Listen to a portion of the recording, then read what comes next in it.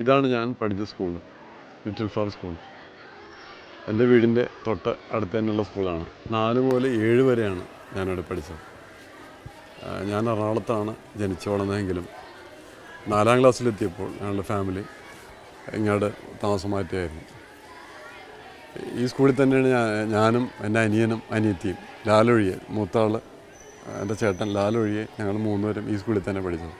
തൊട്ടടുത്തായതുകൊണ്ട് ബെല്ലടിക്കുന്നതും കേൾക്കാൻ പറ്റും, വീട്ടിലൊന്നും ഓടിയെത്താവുന്ന ദൂരമേ ഉള്ളൂ, തൊട്ടടുത്ത് തന്നെ. ഈ സ്കൂളെ പറ്റി ഓർക്കുമ്പോൾ എല്ലാ ടീച്ചേഴ്സിനും എൻ്റെ മനസ്സിൽ വരുന്നുണ്ട്. അവരെല്ലാവരും എനിക്ക് സ്നേഹങ്ങൾ തന്നിട്ടുണ്ട്. വേറെ ഒന്നുമല്ല, 1 മുതൽ 7 വരെയുള്ള സ്കൂളാണെങ്കിൽ പോലും 2000-ഓളം കുട്ടികൾ പഠിക്കുന്ന സ്കൂളാണെങ്കിൽ പോലും മ്യൂസിക്കിനോട് താല്പര്യവും അതൊക്കെ വായിക്കുന്നതുകൊണ്ടായിരിക്കാം ആ കാലഘട്ടത്തിൽ അന്നത്തെ ടീച്ചേഴ്സ് എന്നെ കൂടുതൽ ഇഷ്ടപ്പെട്ടിരുന്നു. അതിൽ എല്ലാ ടീച്ചേഴ്സിനും എടുത്തു പറയാൻ ഉണ്ടാണ് എങ്കിൽ പോലും അതിൽ ഹെഡ് മാസ്റ്ററായുള്ള ദാസൻ മാസ്റ്ററെ പ്രത്യേകം എനിക്ക് പറയണമെന്ന് എനിക്ക് തോന്നുന്നു.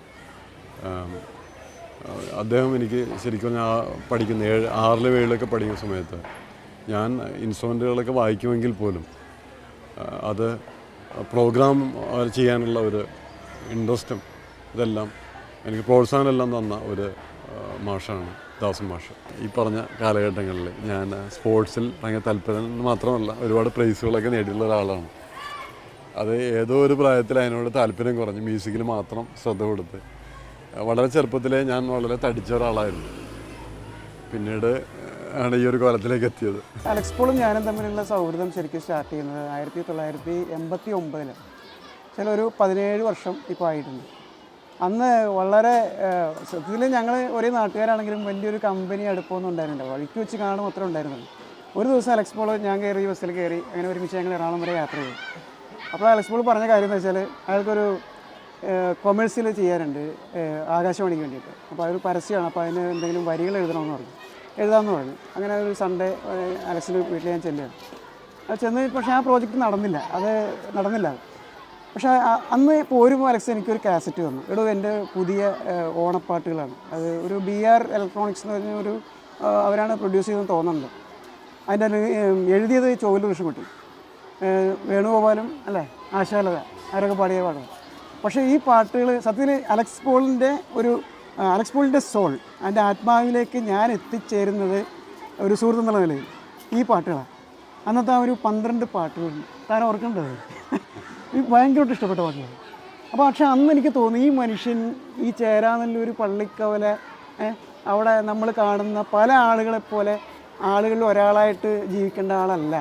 ഇയാൾക്കൊരു റീച്ചുണ്ട്, ഇയാൾ എത്തിപ്പെടേണ്ട ഒരു മേഖലയുണ്ട്, ഒരു ആകാശം ഇയാൾക്കുണ്ട്. ഇത് എനിക്ക് അന്ന് തോന്നിയുള്ളൂ. ഞാൻ പഠിച്ച ലിറ്റിൽ ഫ്ലവർ സ്കൂളിലെ PT ടീച്ചറാണ്. അന്ന് ഞാൻ വല്ല കുഴപ്പക്കാരനകത്തുകൊണ്ടാണെന്ന് തോന്നുന്നത്. എനിക്ക് അധികം അടിയിട്ടിട്ടില്ല നല്ല ടീച്ചർ. കുഴപ്പമൊന്നും ഉണ്ടായിരുന്നില്ല, മിടുക്കനായിരുന്നു. സ്പോർട്സിലും പഠനകാര്യങ്ങളിലും മ്യൂസിക് അങ്ങനെയുള്ള എല്ലാ കാര്യങ്ങൾക്കും മിടുക്കനായിരുന്നു. പോൾ വാൾട്ടിൽ സബ് ജില്ലയിൽ സമ്മാനമൊക്കെ വാങ്ങിയിട്ടുള്ള ആളാണ്. ഇന്നിപ്പോൾ ആളെ കണ്ടാൽ അറിയില്ല അത്രയും സമ്മാനമൊക്കെ വാങ്ങിയിട്ടുള്ള ആളാണെന്ന്.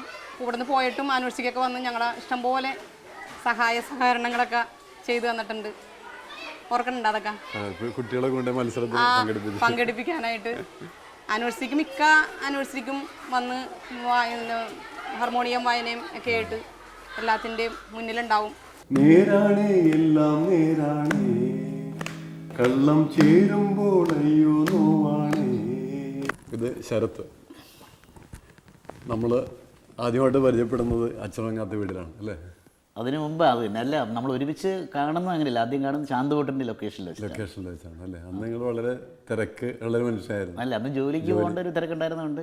പക്ഷെ അന്ന് ഇനി അലക്സിനെ കാണുമ്പോൾ പിന്നെ ലാലേട്ടനിലൂടെയാണല്ലോ അലക്സിനെ ഞാൻ കാണുന്നത്. അപ്പോൾ ലാലേട്ടൻ്റെ മുഖത്തുള്ളൊരു പ്രസന്നത, ഈ താടിയൊക്കെ ഉള്ളപ്പോൾ എനിക്ക് തോന്നി ഇദ്ദേഹം കുറച്ചുകൂടെ ബുദ്ധിജീവിയായിരിക്കും അടുക്കാൻ. അന്ന് ഈ പറഞ്ഞ പോലെ മനസ്സിനകത്തൊരു മതിലുണ്ടായിരുന്നു. അത് പിന്നെ നമ്മൾ പരിചയപ്പെട്ട് അച്ഛനങ്ങാത്ത വീട്ടിലൂടെ പരിചയപ്പെട്ട് നമ്മൾ അടുത്തപ്പോഴാണ് ഈ മതിലില്ലായ മനസ്സ്, അങ്ങനെയുള്ള ഒരു മനസ്സുകളുടെ ഒത്തുചേരലായിരുന്നു ശരിക്കും. ഏതായാലും ഈ ക്ലാസ്മേറ്റ്സും അച്ഛനങ്ങാത്ത വീടും ആ പാട്ടുകൾ ഹിറ്റാകുമ്പോൾ എനിക്കുള്ള സന്തോഷം എന്ന് പറയുന്നത്, ഇത്ര വരെ ബുദ്ധിമുട്ടാൻ തയ്യാറാവുന്ന ഒരു മനസ്സുള്ള ഒരു ലിറിക്സ് എഴുതുന്ന ഒരാൾ എനിക്ക് മലയാളത്തിലില്ല എന്ന് എനിക്ക് തോന്നുന്നു. അതെനിക്ക് ഈ പറഞ്ഞ 2 പടങ്ങളിലെ പാട്ടുകൾ, പ്രത്യേകിച്ച് ക്ലാസ്മേറ്റ്സിലെ പാട്ടുകൾ വിജയിപ്പിക്കാനായിട്ട് എനിക്ക് വളരെയധികം ഗുണം നൽകിയ ഒരു ഘടകമാണ്. എനിക്ക് അലക്സിനെ പറ്റി പറയാനാണെങ്കിൽ ഇപ്പം ഞാനും കൂടി ചെയ്യുന്ന 5ാമത്തെ പടമാണ് ഇൻസ്പെക്ടർ ഗരുഡ് എന്നുള്ളത്. അപ്പോൾ ഇതിനു മുമ്പ് ആദ്യം പറഞ്ഞ പോലെ ആ മതിൽ എല്ലാം മാറിക്കഴിഞ്ഞിട്ട് അങ്ങനെ ആയെങ്കിലും അതിന് മുമ്പ് ഒരു മുജ്ജന്മ ബന്ധം ഉണ്ടായതുപോലൊരു തോന്നൽ എനിക്കുണ്ട്. എന്താണെന്ന് വെച്ചാൽ ലാലേട്ടൻ ആദ്യമായിട്ട് ഞങ്ങൾ തമ്മിൽ നേരിൽ കാണുമ്പോൾ ലാലേട്ടനോട് പറഞ്ഞത് അച്ഛന് വയലാറിന് ലഭിച്ച സ്റ്റേറ്റ് അവാർഡുകളിൽ ഒരെണ്ണം എൻ്റെ വീട്ടിലിരിപ്പുണ്ടെന്ന്. അത് എറണാകുളത്തുള്ള എൻ്റെ വല്യമ്മയുടെ വീട്ടിലായിരുന്നു. ആ വീട് പൊളിച്ചു കഴിഞ്ഞപ്പോൾ ഈ നമ്മുടെ ശില്പം ലാലേട്ടൻ കൊണ്ട് അദ്ദേഹത്തിൻ്റെ വീട്ടിൽ വെച്ചിട്ടുണ്ട്. അപ്പോൾ എനിക്ക് തോന്നിയത് അന്ന് മുതലേ ഒരു വയലാറിൻ്റെ അംശം അല്ലെങ്കിൽ ഒരു സാന്നിധ്യം അവിടെ ഉണ്ടാകും, വീട്ടിലുണ്ട്. അത് പിന്നീട് മകൻ എനിക്ക് അത് പകർന്നു തരാനായിട്ട് ലാലേട്ടൻ്റെ സ്നേഹം വന്നു. ആ ഒരു മുജ്ജന്മ ബന്ധം അലക്സുമായിട്ടുണ്ടെന്നാണ് ഞാൻ വിശ്വസിക്കുന്നത്. മാത്രമല്ല അലക്സിൻ്റെ വീട്ടിൽ ചെന്ന് കഴിഞ്ഞാൽ ആദ്യം കാണുന്നത്, സാധാരണ നമ്മൾ വീട്ടിൽ ചെന്ന് കഴിഞ്ഞാൽ മരിച്ചുപോയവരുടെ പടം കാണും, ഫോട്ടോ. ഇത് അവിടെ കാണുന്ന സ്വീകരണ മുറിയിലിരിക്കുന്നത് അലക്സിൻ്റെ അപ്പച്ചൻ ഉപയോഗിച്ച തബലയാണ്. ആ തബലയുടെ താളം, അലക്സിൻ്റെ അപ്പച്ചൻ്റെ തബലയുടെ താളത്തിന് എൻ്റെ അച്ഛൻ എനിക്ക് അനുഗ്രഹിച്ച് തന്ന അക്ഷരങ്ങൾ ചേർന്നു.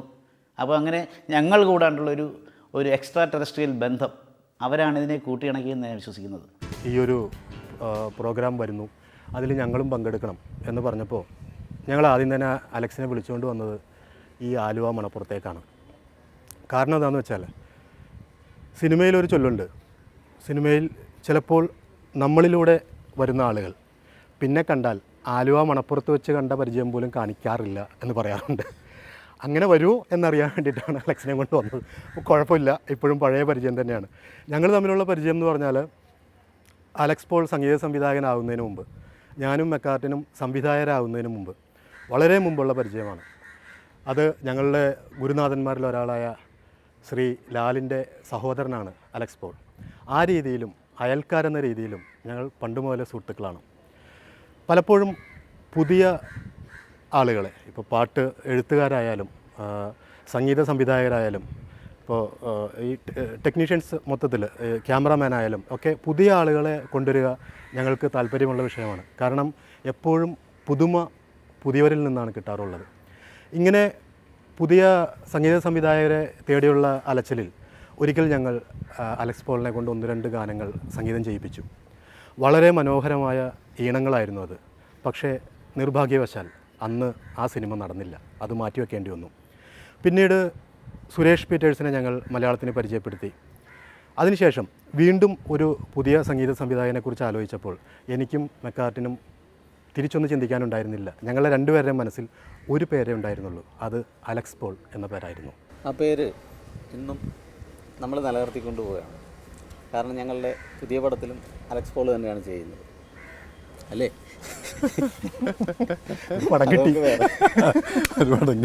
അലക്സ് പോളിനെ ഞങ്ങൾ ആദ്യമായിട്ട് സംഗീതം ചെയ്യാൻ വിളിക്കുന്നത് ചതിക്കാത്ത ചന്തു എന്ന ചിത്രത്തിന് വേണ്ടിയിട്ടാണ്. ചന്തുവിൽ ശരിക്കും 4 പാട്ടുകളാണ് ഞങ്ങൾ പ്ലാൻ ചെയ്തുകൊണ്ടിരുന്നത്. അലക്സ് ഓരോ പാട്ടും ഭയങ്കര ത്രില്ലിലാണ് ഓരോ സിറ്റുവേഷനും കേട്ടുകൊണ്ടിരുന്നത്. അലക്സ് ആദ്യം ഒരു സിറ്റുവേഷൻ ഞങ്ങൾ കൊടുത്തിട്ട് ചെറുതായിട്ടൊന്ന് പരീക്ഷിച്ച് നോക്കി. കാരണം എങ്ങനെയാണിത് കൊണ്ടുവരാൻ പോകുന്നതെന്ന് നമുക്ക് യാതൊരു രൂപവുമില്ല. എന്നാലും ഞങ്ങൾക്ക് നല്ല വിശ്വാസമാണ് അലക്സ് ചെയ്യും എന്ന്. കാരണം അലക്സായിട്ടുള്ള ബന്ധം കുറച്ച് നാളത്തെ അല്ല, വളരെ നാളത്തെ ബന്ധമുണ്ട്. അലക്സിൻ്റെ ഫാമിലി ആയിട്ടുള്ള ബന്ധവും വളരെ നാളത്തെ ഉണ്ട്. അപ്പോൾ ഈ സിറ്റുവേഷൻ കിട്ടിയപ്പോൾ തന്നെ അലക്സ് ഒരു സിറ്റുവേഷൻ ഏകദേശം 5-6 ഈണങ്ങളുമായിട്ടാണ് ഞങ്ങളുടെ അടുത്ത് വന്നത്. അത് ഞങ്ങൾ തന്നെ കൺഫ്യൂസ്ഡായി. എല്ലാം നല്ലതായിരുന്നു. അതിൽ ഒരു ഹോസൈന എന്നൊരു പാട്ട് നിങ്ങൾ ഓർക്കുന്നുണ്ടാവും. ഒരു ഹോസൈന ഹോസൈന ഞാനും വരട്ടെ എന്നുള്ള ആ ഗാനം വളരെ മനോഹരമായിട്ടാണ് അലക്സ് സ്വന്തം സ്റ്റുഡിയോ ഉണ്ട്, അതിൽ ആ സ്റ്റുഡിയോയിൽ വെച്ച് തന്നെ ഇത് വളരെ ഭംഗിയായിട്ട് അതിൻ്റെ ഒരു സീക്വൻസ് ചെയ്ത് ഞങ്ങളെ കേൾപ്പിച്ചു. അത് കേട്ടപ്പോൾ ഞങ്ങൾക്ക് വളരെ താല്പര്യം തോന്നി. മാത്രമല്ല വളരെ പ്രതീക്ഷകളും ഉണ്ടായി. പിന്നെ അടുത്ത 4 സിറ്റുവേഷൻ കൂടെ അലക്സ് ചെയ്തപ്പോൾ 4-40 ഇണങ്ങളായിട്ടാണ് വീണ്ടും വന്നത്. വീണ്ടും ഞങ്ങൾ കൺഫ്യൂഷനായി.